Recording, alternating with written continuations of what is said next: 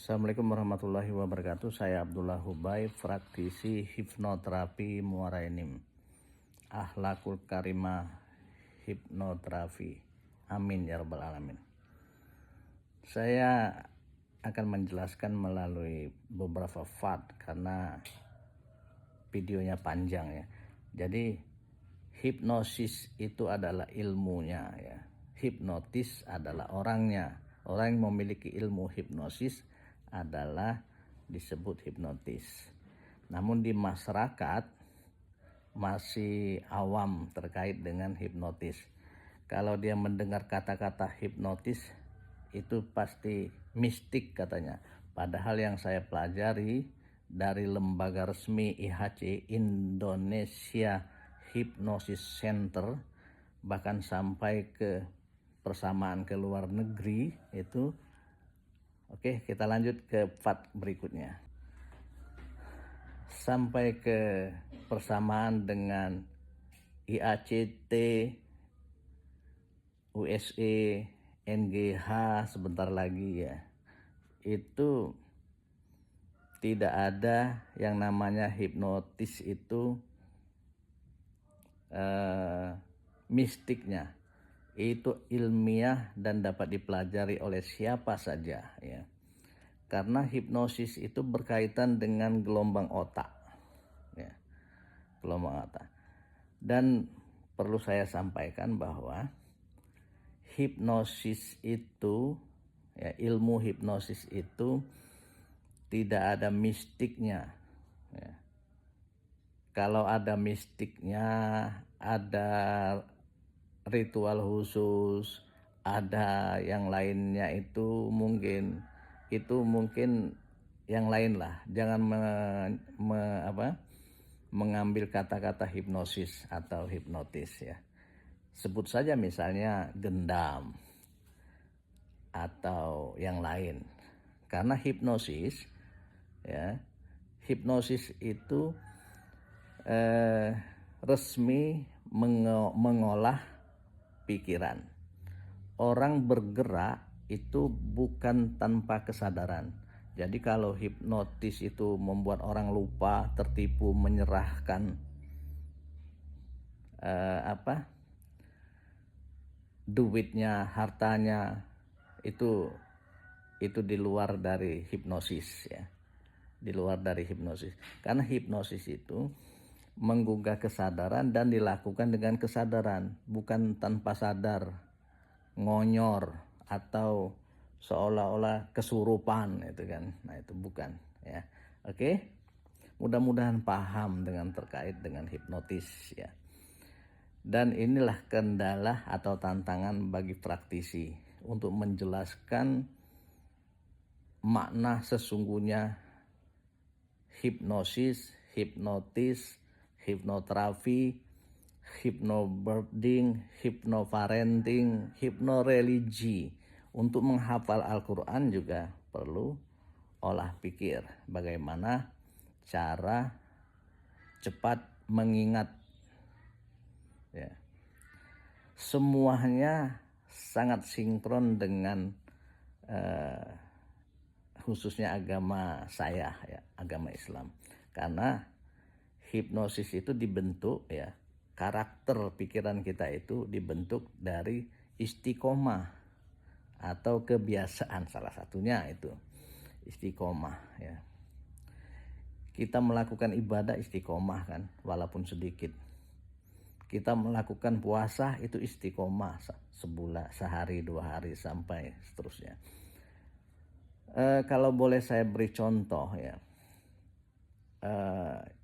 yang langsung apa itu contoh dari hipnosis itu sholat. Dia khusyuk, fokus ya, mengikuti imam. Nah, mengikuti imam dengan kesadaran kan, tanpa paksaan. Imam Allahu Akbar, dia Allahu Akbar. Imam ruku, dia ruku. Itulah hipnosis, yaitu mengikuti, atau istilah agamanya sami'na wa ata'na. Mendengar, ngikuti tanpa protes. Kalau protes berarti belum terkena hipnosisnya ya. belum terhipnotis kalau protes. Orang yang terpengaruh atau mengikuti hipnotis ya, itu dengan kesadarannya sendiri. Ingat, hipnotis tidak bisa mengendalikan. Pak, bagaimana terkait dengan tayangan TV dia tidur kemudian ngoceh? Itu dengan keikhlasannya sendiri untuk ngoceh itu. Kan disepakati dulu kalau mau tayang atau syuting kan, itu dibayar lagi ya mau kan itu. Jadi semuanya itu tergantung pikiran. Kenapa orang bisa terpengaruh ya? Karena apa? Satu frekuensi dengan pikiran. Kalau saya misalnya bilang 1 tambah 1 berapa? Pasti dijawabkan 2. Mungkin agak beda dikit. 5 kurang 3. Masih 2 juga kan. Satu frekuensi. Pikiran seorang terapis tidak bisa memaksakan pikirannya atau keinginannya ke klien. Tidak bisa, no. Tidak jalan hipnosis. Makanya hipnosis itu tidak bisa dilakukan kepada orang yang ODGJ, orang dalam gangguan jiwa. Tidak bisa. Karena tidak nyambung apa yang disampaikan. Ya, tidak nyambung apa yang disampaikan. Itu ya, kira-kira seperti itu. Jadi, nah ini tantangan. Orang di masyarakat sudah terlanjur katanya kena tipu, terkuras habis. Saya tadi ditepuk di sini kemudian nyerahkan harta. Itu dua jawaban menurut saya. Pertama, dia itu bodoh. Kedua, dia itu kena gendam. Karena tanpa dia sadar. Sedangkan hipnotis itu sesungguhnya ya, ilmu hipnosis itu adalah tidak bisa mengendalikan orang atau tidak bisa memaksakan keinginan kita. Kalau di luar dari asusila, di pikiran dia tidak sama. Misalnya gini, hei nak, jangan dipegang, itu api panas. Dia stop. Itu berarti kita sedang menghipnotis anak itu. Stop. Kenapa dia stop? Karena memori di pikiran dia bahwa dia tahu bahwa api itu hangat, panas, akan membakar. Maka dia stop. Tapi kalau tidak tahu bahwa itu panas, ya terus dia karena tidak selaras. Paham kan maksud saya? Jadi keunggulan atau kesuksesan seorang hipnoterapi itu bukan dari diri penghipnosisnya atau penghipnotisnya atau terapisnya, tapi tergantung kepada si kliennya. Mau nggak dia sadar menerima? Kalau tidak mau, tidak selaras, tidak yakin, dia tidak bisa. Berarti mental blocknya atau critical mentalnya masih ngeblok, tidak mau. Ya. Oke, saya kira cukup jelas ya. Mohon maaf, saya jujur belajar hipnotis ini ya Allah titipkan ilmu ini sampai CI ya, sertifikat instruktur. Jadi dia itu kalau di IHC itu ada fundamental hipnotis ya, atau hipnosis tadi, fundamentalnya dulu, gelarnya CH, kemudian tingkat kedua, level kedua CHT, hipnoterapi, sertifikat, kemudian master, kemudian CI, master hipnotis, kemudian CI, sertifikat instruktur, dan di situ banyak lagi terapan-terapan hipnosisnya, termasuk hypnoparenting, bagaimana mendidik anak, bagaimana cara kita memerintah anak sehingga mau, gitu kan. Tidak bisa kita memerintah anak misalnya, nak belikan bapak rokok, kasih duit, rokok Samsu misalnya, kasih duit. Tapi di memori dia tidak ada, rokok yang mana ya, seperti apa ya, kemudian di mana yang belinya. Ini pertanyaan terus, akhirnya tidak jalan. Tapi kalau memerintahnya, nak belikan bapak rokok, ini duitnya, ini contohnya, belinya di warung itu. Itu pun harus dikawal dulu. Barangkali belum masuk. Setelah dia, ya pak, ya nak, ya bapak, ya abi misalnya, baru jalan itu, baru jalan perintahnya. Mau maksa? Enggak memaksa. Itulah yang namanya menselaraskan dulu dengan pikiran si klien ya. Selaras, dia sefrekuensi sehingga jalan. Contoh lagi, misalnya saya ingin ke Palembang, pesan travelnya, Pak jemput di mana, terserah kamu mau jemput di mana. Tidak bisa, tidak jalan. Bagaimana cara mempengaruhinya? Jemput di sini patokannya SD 7 misalnya itu. Kemudian saya Sherlock nanti ya, kalau sudah di SD 7 WA saja atau telepon, saya arahkan. Jalan perintah kita tadi. Nah, seperti itulah proses daripada hipnotis itu yang sesungguhnya. Hipnotis adalah jabatan loh.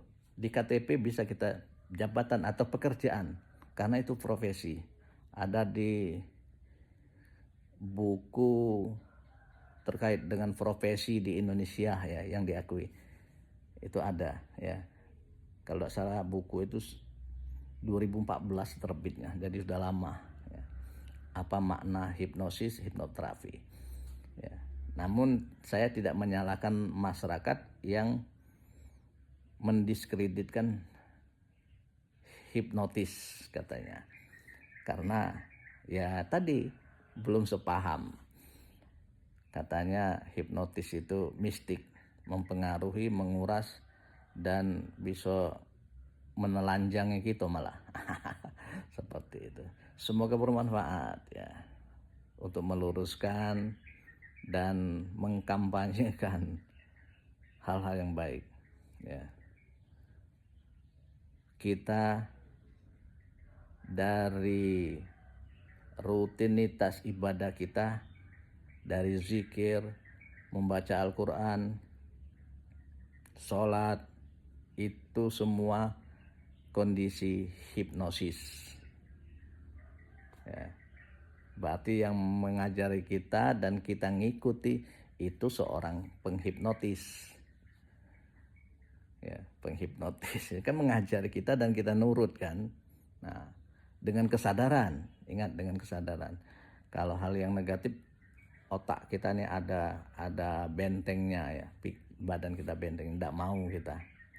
Oke, ingat sekali lagi, hipnotis itu tidak bisa mengendalikan. Di luar itu mungkin mistik, mungkin nyebutnya terserahlah nyebutnya, saya takut salah. Mungkin itu apa gitu kan. Bisa jadi bekerja sama dengan jin. Itu ya. Hipnosis murni karunia Allah untuk mengelola pikiran manusia. Dua, kita kenali dulu pikiran sadar yang analisa 1+1 2, untung rugi, itu pikiran sadar atau otak kecil. Otak kanan, otak besar, pikiran bawah sadar. Pikiran bawah sadar nih masuk semua nih memori-memori dari dalam kandungan sampai kita saat ini penuh. Belum, tidak penuh, artinya maksud saya termemori semua ya di pikiran. Termemori semua di pikiran manusia di kita ini, dan sampai mati kita tidak akan penuh memori ini. Nah, memori inilah yang membuat kita skill dalam bidang apapun, kompeten kita itu tersimpan di sini. skill dalam bidang komputer, skill dalam bidang nyupir, driver gitu kan. Semuanya tersimpan di sini. Skill dalam bahasa Inggris, semuanya tersimpan di memori bawah sadar. Oke, mudah-mudahan bermanfaat, dan kalau ini baik, sampaikan ke teman-teman agar memahami dan meluruskan makna hipnotis. Dan hipnotis ini sudah hipnosis ya, hipnoterapi khususnya, hypnoselling, hypnoparenting, hipnomotivasi, dan lain sebagainya, itu sudah banyak atau sudah berkembang, bahkan sudah dikuasai, sudah banyak sekali dokter yang belajar ini. Yang satu alumni dengan saya, tidak perlu saya sebutkan ya, karena grup WA saya itu hampir rata-rata teman saya dokter-dokter semua ya. Kemudian kepolisian, kemudian TNI itu bisa mendidik, itu semuanya menggunakan hipnosis sebenarnya. Sudah capek-capek dia jalan long march atau yang lain, kemudian dikumpulkan di lapangan, kemudian baru diceramai. Di saat itu benar-benar hipnosis, sehingga dia mental dia sudah tertanam di memorinya ya. Tahan pukul itu kira-kira seperti itu. Sama dengan baris berbaris, hadap kiri gerak, hadap kanan gerak. Bergerak enggak? Bergerak, karena sudah termemori. Oke, terima kasih, semoga bermanfaat. Jika salah mohon maaf, karena semuanya adalah milik Allah, dan saya bergerak juga atas kuasa kehendak Allah. Tidak ada daya kekuatan, tidak ada ilmu, kecuali semuanya milik Allah. Niat saya akhlakul karimah, merubah akhlak buruk menjadi akhlak yang baik. Oke, terima kasih. Wassalamualaikum warahmatullahi wabarakatuh.